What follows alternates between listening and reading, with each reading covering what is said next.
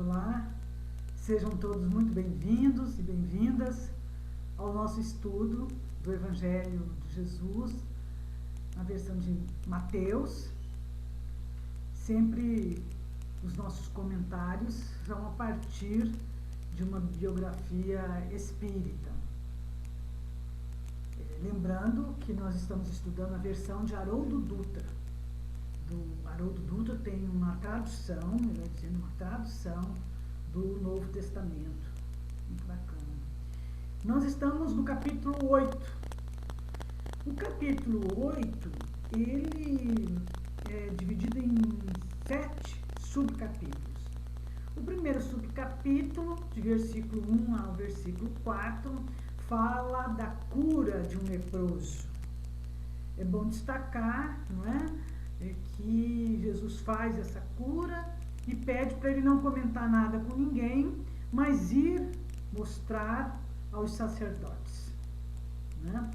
O segundo subcapítulo é o capítulo da cura do servo do centurião, que está no versículo 5 a 13.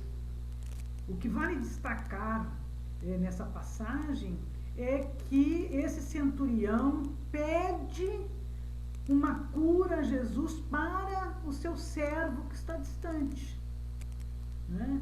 E Jesus diz, se você acredita, eu curo. E ele curou à distância. Muito interessante. O subcapítulo 3 é sobre a cura da sogra de Pedro. É um subcapítulo pequeno, versículo 14 e 15. Ela estava doente, febril, e Jesus chega e cura também a sogra de Pedro.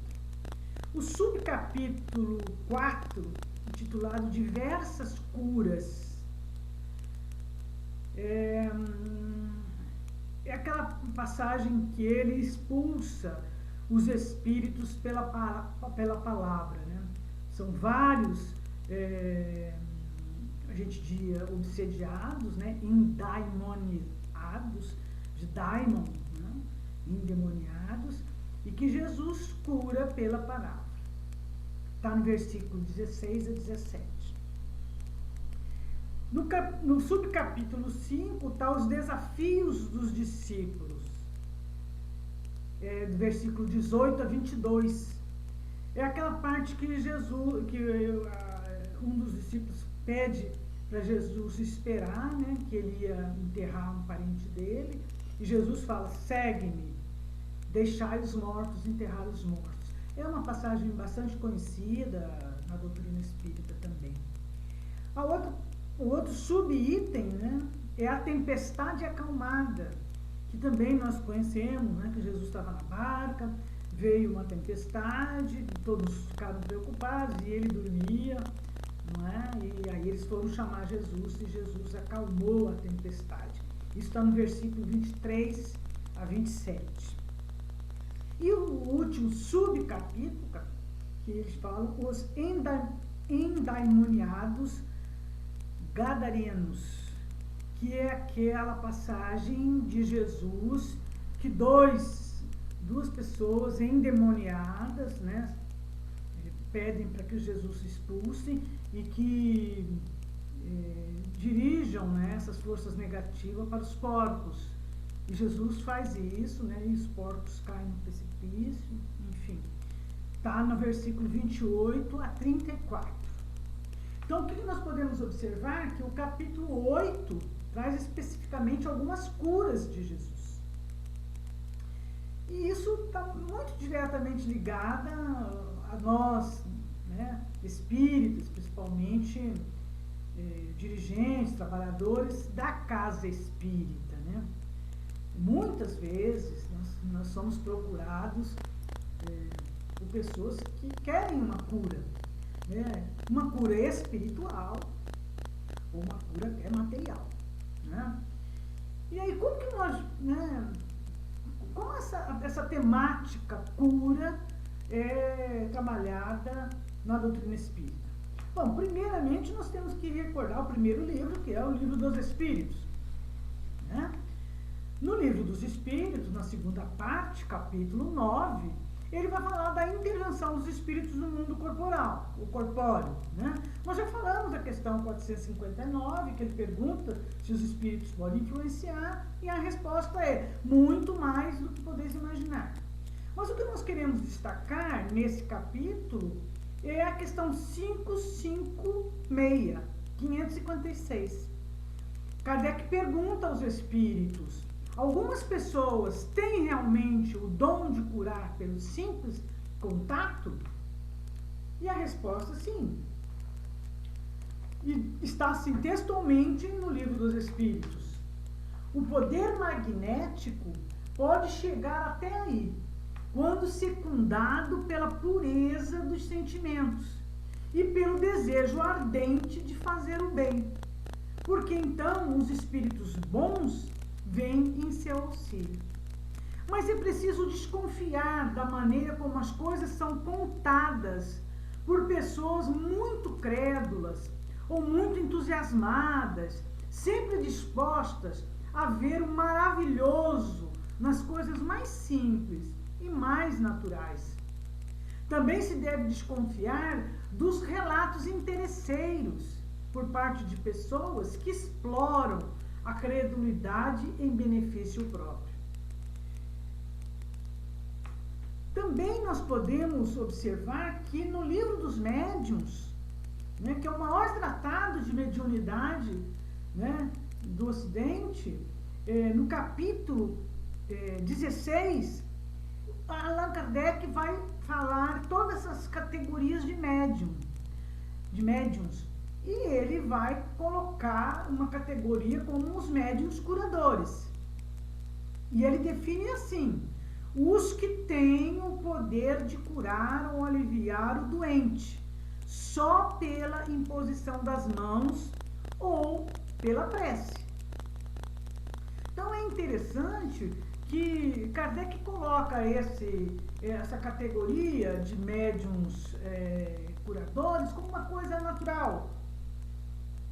Toda pessoa pode, né, e tem, né, essa possibilidade, né, de trabalhar tanto os seus fluidos como captar fluidos, né, dos bons espíritos. O que importa é a sua intenção, o que importa é a fé de ambos os lados, né? Mas também nós vamos poder dizer, podemos citar aqui, Marlene Nobre, no Dom da Mediunidade, ela explica: o ectoplasma, ou força radiante, é utilizado nos diversos fenômenos de efeitos físicos e nas curas espirituais. Tanto o médium pode fornecê-lo, dele mesmo, né, em estado de desassociação das forças anímicas, quer dizer, em desdobramento, quanto pode ser obtido nos passes ou transmissões fluídicas, nos serviços comuns de auxílio aos doentes realizados nos centros espíritas ou nas instituições que utilizam o fluido magnético animalizado. Então nós vamos observar que um passe, né, ele não deixa de ser também um tratamento de cura. Agora,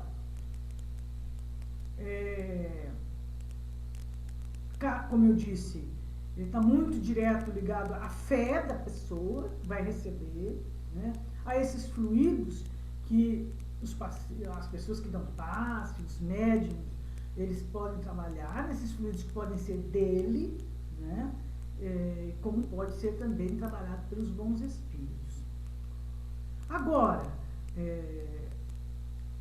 partindo do princípio, eu vou citar Dr. Bach, que diz que a doença, ela é um resultado do distanciamento da nossa personalidade, o distanciamento da personalidade com o eu superior. Então nós acreditamos que a cura passa necessariamente por uma reestruturação de atitudes.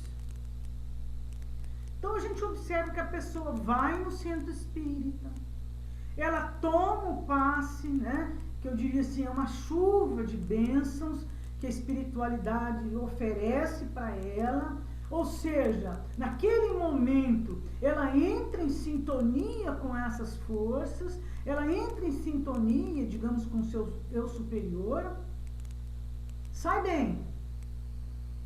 Só que ela não mantém essa sintonia. Na primeira esquina que ela sai de carro, que ela é fechada, ela já dá um xingamento, ela já cai a energia. Então ela volta para o estado inicial, né? Então, Allan Kardec, ele é muito racional, né? E nós vamos observar, e eu acho interessante que as pessoas, deixo aqui um convite para que as pessoas leiam a Gênese, né, no capítulo 5º, que ele fala exatamente dos milagres do Evangelho, né, como alguma coisa natural, né? O próprio Jesus, nós já vimos em capítulos anteriores, que disse: eu não vim destruir a lei, né? Ele não pode derrogar a lei, né? Então, essa questão dos fluidos, né, da magnetização, ela é um fenômeno natural. Lógico que Jesus, por ser quem ele era, ele dominava tranquilamente as leis dos fluidos.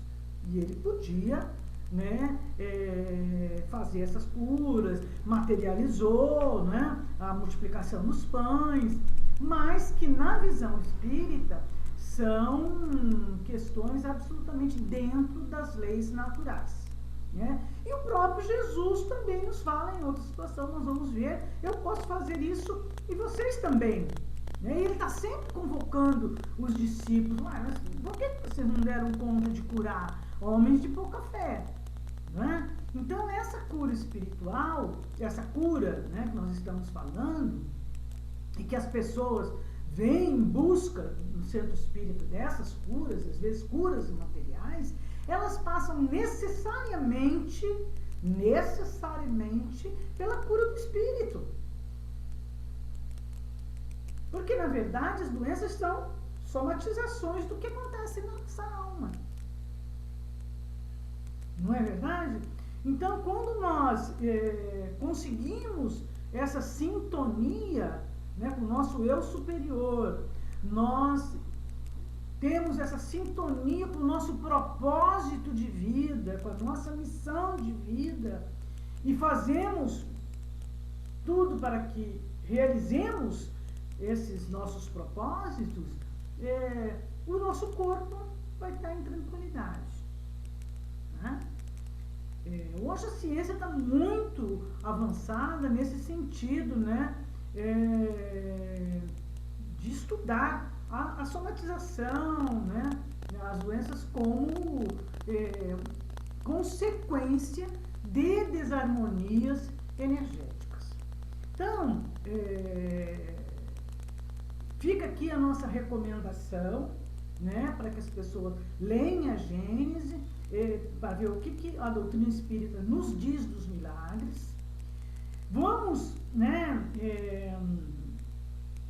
ficar atentos ao que o Allan Kardec disse também na questão 556, né, para que a gente não dê esse tom de maravilhosidade, né, de milagre, de coisa sobrenatural, né? A doutrina espírita não trabalha nessa perspectiva.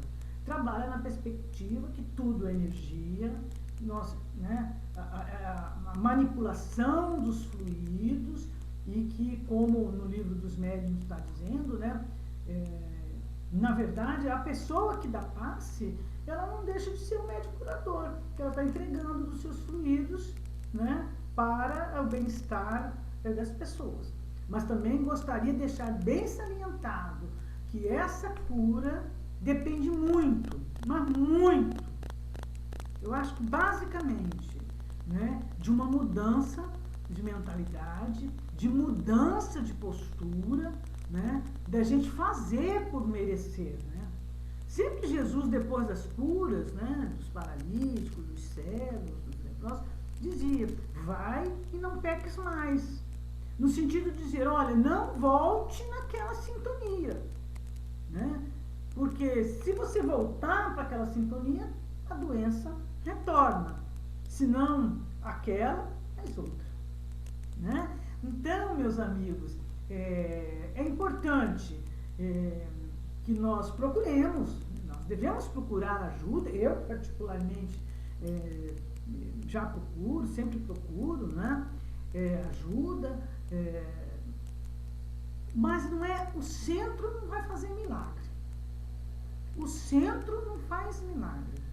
Ele propicia através, né, do passe, que não deixa de ser um tratamento de cura, mas também das palestras, das vibrações, dos trabalhos sociais. Olha quanta coisa envolvida, quanta coisa que o centro oferece para que nós possamos beneficiar, inclusive fisicamente, das melhoras, dos tratamentos, né? E a gente está sempre alertando as pessoas que nos procuram com carinho, né, com acolhimento, mas é preciso que as pessoas façam a sua parte, né? E uma coisa, né, também que o Centro Espírita sempre está divulgando, sempre está orientando, é o Evangelho no Lar, que é uma ferramenta preciosíssima para a nossa saúde, saúde da alma e, consequentemente, do corpo também, né? E envolve toda a família. É simples, né? A gente escolhe um horário estipulado na semana, né? Deixa uma jarra d'água, faz uma leitura, né, para abrir os trabalhos, faça uma leitura do Evangelho, comente e faça uma prece. Porque como nós vimos, né, no capítulo 7, batei e abriu-vos-se-á, né? Pedi e será concedido. Quer dizer, a gente tem que ter fé também, não é? Então, nós queremos deixar a nossa mensagem nesse sentido. O Centro Espírita pode e colabora muito, todos os centros espíritas, todos, né? Colaboram nessa terapêutica, né, espiritual, nessa terapêutica da alma, né?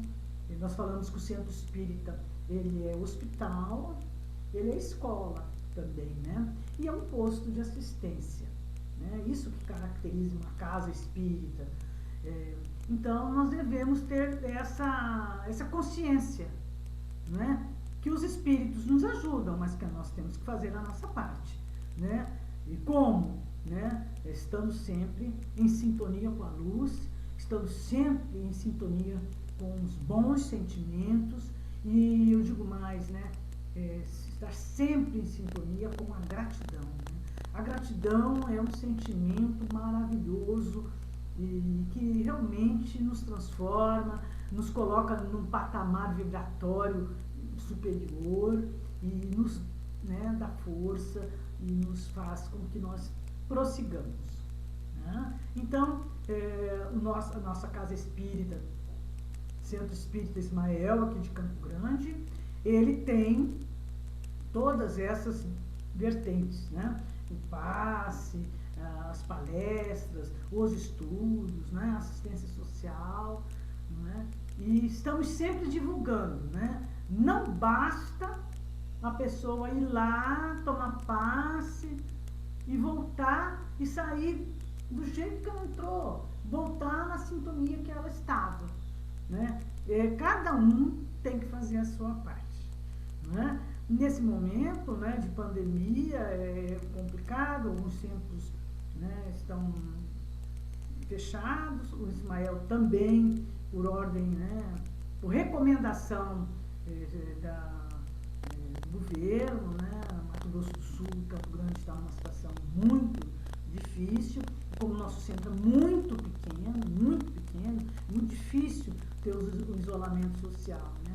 Então, por hora, até dia 25 de junho, nós estamos com as portas fechadas, porém, todos os trabalhadores estão em sintonia, estão orando, estão em vibração, estão sintonizados na luz.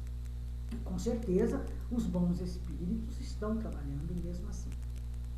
Então, nós queremos deixar o nosso grande abraço para todos, né? Rogando, né, a Deus, a Jesus, que nos abençoe neste momento difícil, mas que nós também façamos a nossa parte. Né? E estar em sintonia com a luz é o que nós devemos fazer neste momento. Muita paz, muita saúde, muito amor e gratidão. Gratidão a Deus por estarmos encarnados, por termos essa oportunidade de evolução. Gratidão por essa doutrina maravilhosa, que é a doutrina espírita, que nos esclarece, nos consola, nos anima.